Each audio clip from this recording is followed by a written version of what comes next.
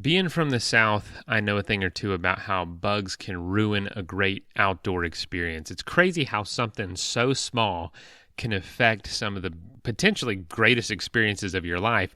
And that's why today's show is brought to you in part by Sawyer. You might know them as the water filter company. I actually have a couple Sawyer filters, but they make a lot of other great products too, including their insect repellent. And just some points about what it is. It's great for the whole family. It's actually safe to use on infants and those who are pregnant because they don't use DEET, the active ingredient. They use something better called picaridin. It actually lasts longer. It lasts up to 12 hours. Pretty incredible. And it doesn't damage any of your gear. So it's insect repellent specifically made for families who are also outdoorsy because it won't ruin any of that high dollar gear that you've bought to be out there. And it does a fantastic job of protecting you and your family from those vector-borne illnesses that are carried by insects. I know for me, I'm always carrying some insect repellent because I've had mosquitoes specifically ruin some pretty incredible backpacking experiences.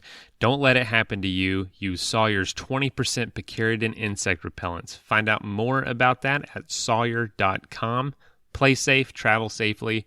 Sawyer. They keep you outdoors.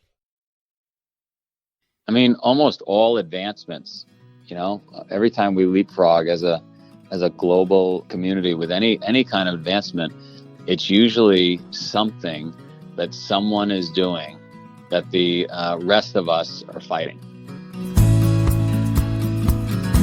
This is the Adventure Sports Podcast, where we hear stories of adventure from every corner of the planet. We interview all sorts of folks who are using their sport to explore the world around them and give you the inspiration you need to get out there and have some fun.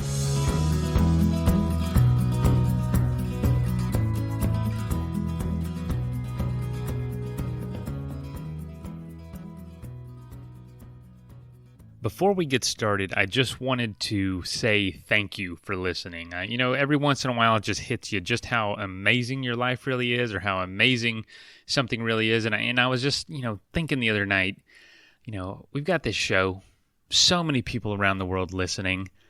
What a cool thing. What a cool thing technology has allowed that, just the circumstances has allowed, and that we are able to share these stories of adventure all over the world at any time, and you can pick up your phone or computer, whatever you do, and listen. And I don't know, it just all came together for me one night laying in bed, and I thought, next time I record an intro, I just need to say thank you for listening because, our time here on Earth is, limited in a lot of ways. So the fact that you even choose to spend a little bit with this show is pretty remarkable to me. So thank you, thank you, thank you. Today's episode, just so you know, is a little bit different. We're interviewing Joe Sena. If you ever heard his name, he's a wild man. He's crazy. But make a long story short, he is the founder of Spartan races. If you've ever heard of Spartan obstacle course races, huge company. He's done just unbelievable adventures on his own. Joe has, from biking across America to dozens and dozens and dozens of ultra marathons and just really bizarre out of the box challenges for himself, like carrying around a kettlebell everywhere he goes. He's just one of those people that really is living differently. And he's been, he's been featured on like the Tim Ferriss show, Joe Rogan podcast recently. So it was pretty cool to just talk to him. So he does have a kind of a background in adventure sports and these crazy challenges. And so he wanted to take that love and turn it into something that really the masses could join and be involved in and get essentially a little adventure for themselves. And so that's kind of what we're talking about on the show. And this is from my other podcast, which is called Without Compromise through Athletic Brewing Company. They make non-alcoholic craft beer. So I work for them, just so you know. And, we spend all day thinking about, how to sell non-alcoholic beer, which is, we're already thinking outside the box. So it's always cool on that show to talk to people who are also just thinking very differently on a daily basis. So Joe was just a pleasure to talk to. He didn't have a ton of time, but just being able to talk to somebody of that caliber was pretty cool. So I hope you enjoy. Hope you learned something from him. Hope he inspired you in some way. And just so you know, we did record this episode months ago, right when COVID. We still didn't know what was going to happen with quarantine and all that. So we're in the middle of that when we're talking. So a lot of things might seem dated, or dates have passed. But just so you know, we didn't know how it was going to turn out. I know we still don't, but it was very much in the early days of that time. And I've already talked way too much for this intro, so all y'all have a great weekend. Get out there, have some fun, and go on a little adventure.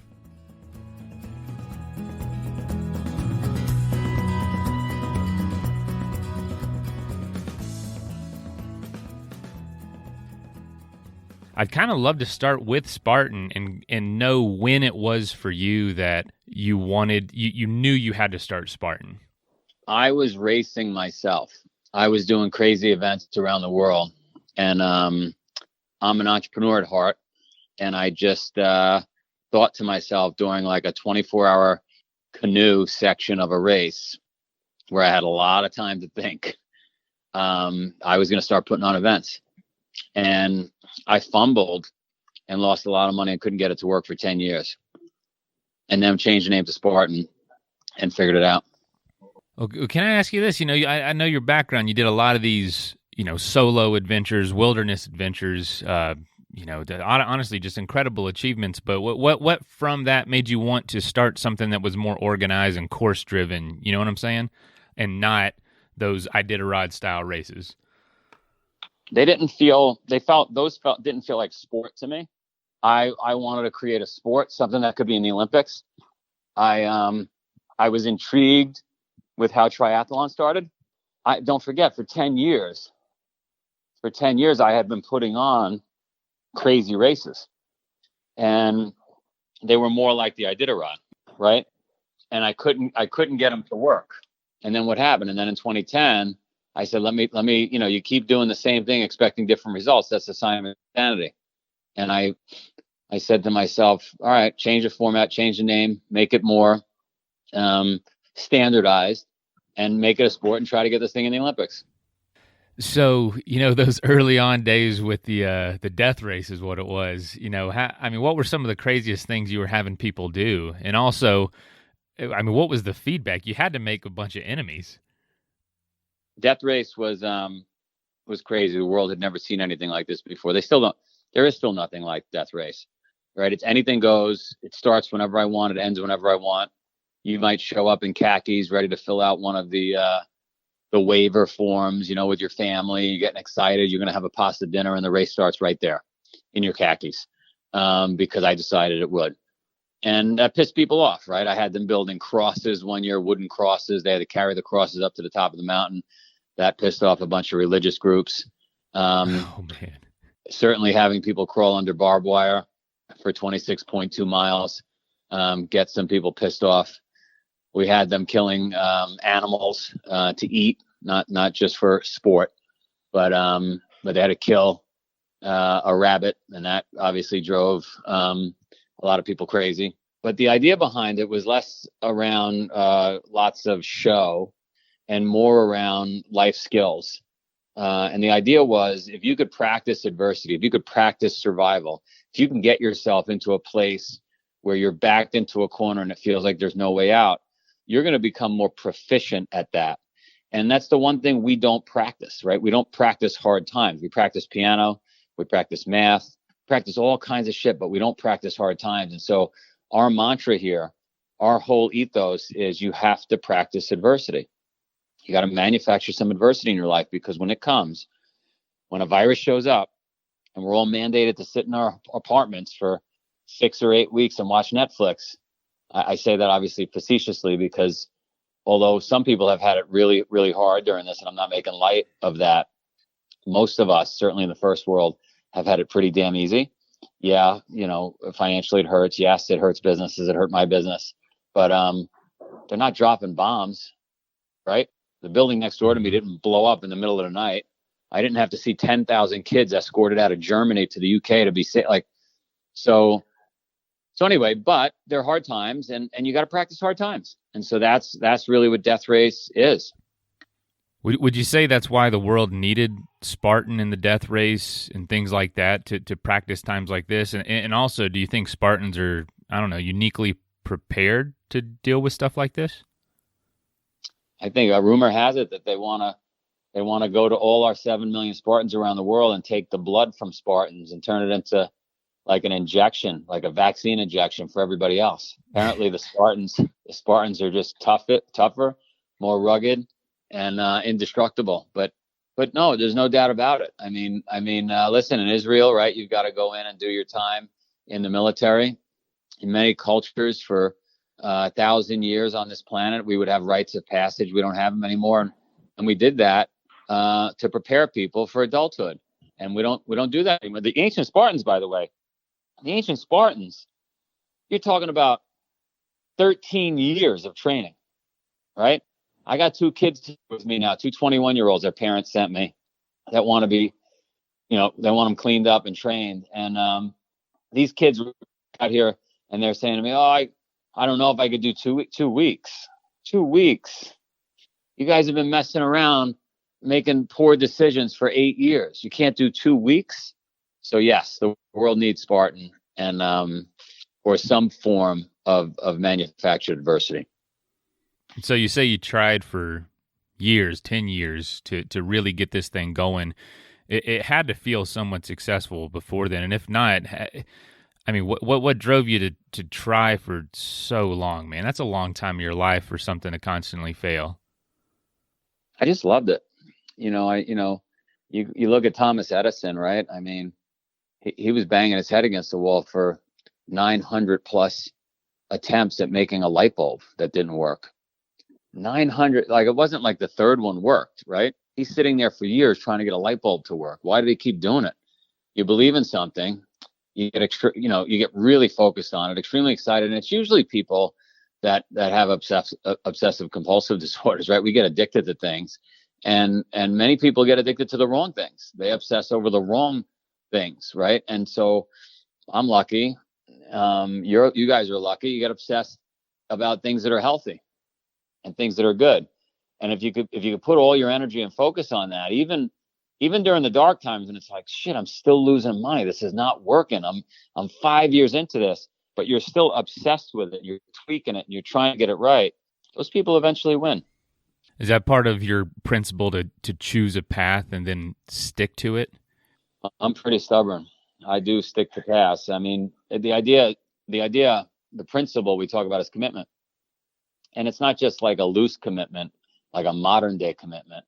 It's not a social media commitment. It's a real commitment. It's the kind of commitment that the Japanese monks in Mount Hiei in Japan, right? They commit for 100 days of marathons, wearing sandals or robe, shave their head. They do 100 days in a row. And once they complete the 100 days, they do 800 more days. Only this time they carry a sword and a rope. And if they quit, they've got to kill themselves. It's that kind of commitment. Now, there are times where you're supposed to pivot, right? Ed Vister's famous American mountain climber says getting to the top is optional. Getting down is mandatory. So there are times in a blizzard, you're 100 meters from the top of Everest, that you're supposed to pivot, turn around, and come down. But that's dictated by what your passion, what your true north is, what your purpose is in life. In the example of the mountain climber, right? And then we can go through Elon Musk or any great inventor, Thomas Edison, et cetera. But in the case of that mountain climber climbing Everest, if their true north is to be the greatest family man or woman that ever lived, be the greatest mom that ever lived, and a snowstorm rolls in 100 meters from the peak, they turn around, they come down, because their true north isn't being the greatest mountain climber in the world. But if they're single and they're solely focused on setting the world record, and this is their only window to do it, and the storm rolls in, they probably go for it. Live or die, they probably go for it. What's his name? Alex Honnold, right? Mm-hmm. Alex Honnold, little crazy, free solo. It's a little crazy, but he's got a different true north than you and I. So you set your path, you commit like nobody's business, and then you pivot according to your true north. Can you summarize your true north? I just want to help people. I want to change 100 million lives. I made a deal with God. I got a free pass to heaven if I could change 100 million lives. It doesn't matter what I did in my life. So I got a free pass, and that's my deal. 100 million lives, getting 100 million people off their couches, creating the Spartan lifestyle. That's the goal. When you first start building something like a podcast or a brand or anything that, e-commerce where you could sell things online, the funny thing is, even when it's something you're passionate about, you need to have the business savvy as well, and you need to have the right tools in place to actually make it work. And so that's why I actually use Klaviyo, not only for my day job, but for this podcast as well, for my e-commerce marketing platform. It's everything from branded emails to text messages to so much more. And it's all super memorable, super impactful, very robust. And it has, all sorts of automation features, very powerful insights, which is really helpful, and super precise targeting. So Klaviyo is essentially a faster way to turn a great idea into a great customer experience. And the proof is in the pudding. It's trusted by over 40,000 brands, including this podcast and my day job. In fact, the average Klaviyo user sees a 41% increase in overall revenue within 5 months. And it also scales, so no matter how big you get, Klaviyo can also grow with you. So if you want to learn more about how you can grow your brand with online e-commerce marketing, go to klaviyo.com/grow and try for free today. That's KLAVIO.com/grow. Can you go through maybe one or two of the biggest roadblocks you've had with building Spartan to where it is today? Money. I mean, when you try to grow into 45 countries as quickly as we did, and then we bought our competitor Tough Mudder, I mean, you just can't have enough capital for this business. So that was the single biggest roadblock. Did you think that moving away from Wall Street and getting kind of into a more rural area, a little more space, was crucial to this whole journey for you? I think it would have been tough to build this business if I was living in New York. I think the fact that we set up on this farm with the family, I think that really changed things and helped me kind of realign my values, the things I wanted to focus on in life. No doubt about it. And then having the children here, I think it's so easy to get caught up in being a hamster wheel in a city.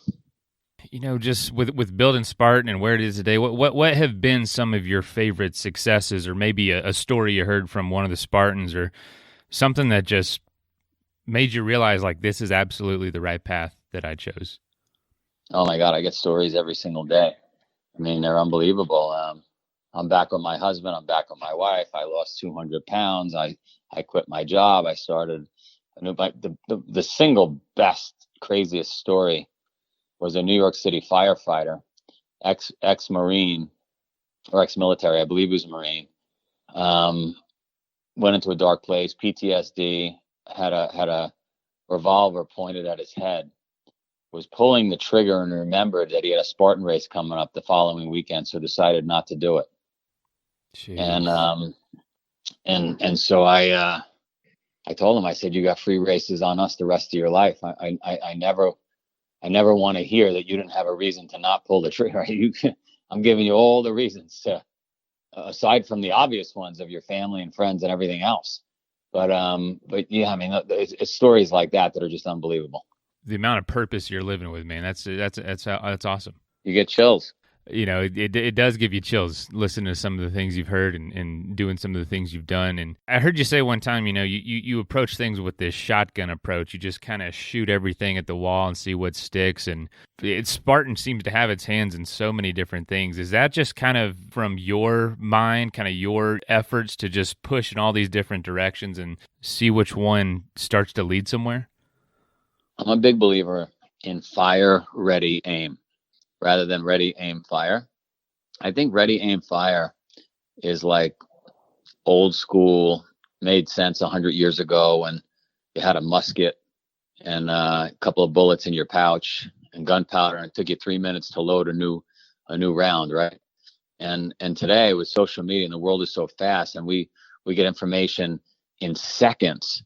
You should be firing every shot you can, and you fire, and you take a look, get ready, and then you make adjustments and hone in on aiming after you're fired, because you could sit around and do analysis paralysis and never get anything done.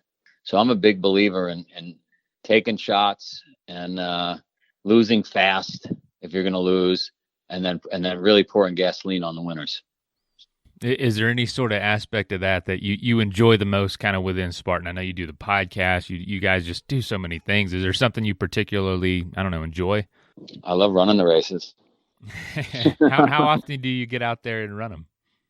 Not enough. Not enough. enough. I wish they gave me a different job. I wish all I had to do was go test the courses. Me and my family, that would be awesome. Man, you got a lot more to do nowadays. I know. Jeez. Yeah. Man, what can you share a little bit about like what your day does look like? I've heard you say, you get it's nonstop calls, nonstop interviews, nonstop this and that. Is that true still today? 4:20 a.m. The alarm goes off. I'm up, drinking my Spartan tea. I'm heading into the barn, doing my first workout, which is mostly pull-ups, and I got this bat that I use, and some toe touches up to the bar, leg ups. Then I do a 5:30 a.m. warrior call, bunch of people around the world. Then I do a 6 a.m. live workout. Then I wake the kids up, go up the mountain for their workout, come down the mountain, do an 8 a.m. live workout, and then the phone calls start and all the craziness starts. Emails, phone calls, podcasts, you name it. And then I had a streak of, I think, what did we have, John? A streak of 3 days. We went up the mountain on mountain bikes. Later in the day, a fifth workout. I skipped a few days. I got to get back out there. I'm slacking. And you slacking is not slacking to a lot of the rest of us. And so I hear you go to bed early. You don't stay up too late. Oh my God! I think last night I fell asleep at 7:15, and I could have slept. I could have slept more, but yesterday I did a lot. Yesterday I was up the mountain twice. We started the morning with a bang with 300 burpees. It was a crazy morning. Here at Athletic Brewing, we're obviously pursuing a crazy idea, which is non-alcoholic craft beer. And I know with Bill, our founder, I mean, people just making fun of him left and right, saying this is never going to work. What are you talking about? That's like weed that doesn't get you high. We hear the jokes all the time, but people that wouldn't return our calls before are now starting to call us back and say, hey, I'd like some more. I'd like to try more. I'd like to sell more. And, what kind of advice do you have for people who are maybe pursuing something crazy, but everyone around them discouraging them from doing it, but maybe they feel in their heart it is the right thing to do and they want to pursue it? What kind of advice or motivation can you share with folks on that path? I mean, almost all advancements, every time we leapfrog as a global community with any kind of advancement, it's usually something that someone is doing that the rest of us are fighting. Like, that's ridiculous. So I think when you hear that, when you hear a community pushing back, that fires me up, right? Spartan race? What? People are going to pay you to go under barbed wire, throw spears, get uncomfortable, get dirty? It doesn't make any sense. Why would, when I hear something like that, I get more fired up. Like, I think I'm onto something. I definitely don't like to follow the crowd. So I'd say stick with it. You are really driven. You seem just very driven naturally. What do you say to people who maybe are a little more laid back in their demeanor but want to pursue something? I know you come across people that ain't as intense as you every day. Can you manufacture this kind of intensity, or is it something that is mostly natural? I think you could develop it. I mean, I grew up in a neighborhood that was full of hardworking people, and so you're around that environment, and that's what you become. My kids have been on the farm here 53 days straight. We've been hiking up the mountain every single morning. It just becomes part of your fabric, part of your ethos. That's what you do. Then I start making them carry weights, right? And so if your parents woke up late and watched TV all day and smoked cigarettes and didn't get anything done, you're modeling for your kids how they should be. So, it's not foolproof. Some people are just wired, hyperactive, whatever, but the environment definitely drives kids to act and behave and have certain values and beliefs in a certain way. And I grew up around a bunch of people that hustled, so I hustle. Now, I think I also have the hyperactive gene, so that's a double dose. But I think you could develop it. So where Where would you like to see Spartan in 10 years from now? Definitely in the Olympics. How's that a process going for you? It's going to be a nightmare. I mean, it's just a long, bureaucratic, drawn-out process, but we'll keep working and we'll try to get it done. Yeah, I don't know if it's going to be easier or harder, but I was told it is what it is. And so that we go back to that original thing you and I spoke of, commitment, right? If we're committed, we're going to fight through until we get in the Olympics. Awesome. Well, Joe, I got a couple rapid fire questions I'd love to ask you. Sure. All right. So rapid fire question 1, what are 3 things you would take with you on a desert island if you were there for a year? 3 things. If I was on a desert island for a year, I'd have to bring a couple of books. I'd bring Shogun. I'd bring Atlas Shrugged. Probably bring Cain and Abel. I'd bring Adrift by Stephen Callahan. Maybe Fountainhead. All right, so I bring a bunch of books if that was allowed. Okay. I'd bring a giant tray, maybe a truckload of eggplant parmesan. That's my weakness. Okay. All right. And my kettlebell. That's it. Books, eggplant parm, and a kettlebell. Hey, speaking of which, one of our my friends, the guy that set this up, actually said the only time he met you, you were carrying a boulder around, like about the size of a football. Yeah. What is that about? I just like carrying something. When you put it down, you get to relax. So it's like my burden, carry a little weight around. And then, I don't know, it makes the rest of the day easy when you put it down. So I've been carrying it for, God, a long time. You're still carrying it then? Yeah, I have, that's an ancient kettlebell. I think your friend's probably referring to. But I got a regular kettlebell, as well. The ancient kettlebell cracked. So it's sitting in the office. Okay. British Airways lost it in Spain. They finally found it. By the time I got it, it had a crack in it. So, wow, you lasted longer than it did. That's right. That's awesome, man.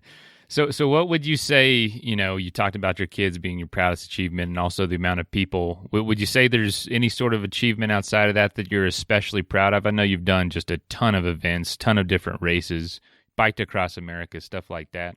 Just my 4 kids. I've got a little one. My first one my only one actually turns a year old next week, and man, it's been a crazy year. Definitely makes me want more. Before, man, that's a lot. You got one shot, right? We got one shot at this. It is fun. I mean, you could argue there's too many kids that are, foster kids or whatever, but I don't know. I'm selfishly, I love having the kids around. So what would you say is your proudest achievement within Spartan? My proudest achievement, I think it's the lives changed. I think it's the number of lives changed. Which is up to how many millions now? 7 million. 93 million to go if you could let your friends know. Okay, I'll tell them. I've only got about 3 friends, so I don't know how far that'll go. Huh. What would you say is your biggest curiosity that isn't Spartan, isn't your kids, that maybe you don't talk about a lot or people don't know a lot about you? They probably can figure this out, but I'm not very warm and fuzzy. I'm not into hugging and stuff. That's not my thing. I just like to work. Okay. My wife says it's a shortfall, but I don't know. Hey, it's working for you. It is what it is. Is there a health tip that you practice every day? Besides working out, maybe something small that you do. Early. Drink 2 big glasses of room temperature water right away. Flush out the system. Make sure you sweat every single day. Sweat burpees are a great way to get there fast. Ice cold shower, and then don't eat late. So try to finish eating dinner by 5 or 6 p.m. Don't eat after that. Now, do you have a hobby that is maybe something personal to you that you don't do for work, just for pleasure or just for enjoyment? Emails. All I do is email. That's your hobby then. I don't know if I love them. I do them all day. That's it. All right. So what advice do you have for folks to live without compromise? I think you got to decide who you want to be, where you want to go in life, and write it down. Once you figure that out, then you work backwards from there and say to yourself, these are the things I'm going to do on a daily basis that get me closer to that goal. If your goal is to be, again, the greatest dad ever, how much time with your kids? If your goal is to be the healthiest person ever, how much time are you working on your health and wellness, right? If you want to be fit, what are you eating in the kitchens? So work backwards from the goal. Well, Joe, man, I really appreciate you joining us for Without Compromise and talking to Athletic Brewing. We love being a part of the Spartan family. And yeah, thanks for joining us today. You're awesome. Take care. All right. Thank you, Joe. Bye.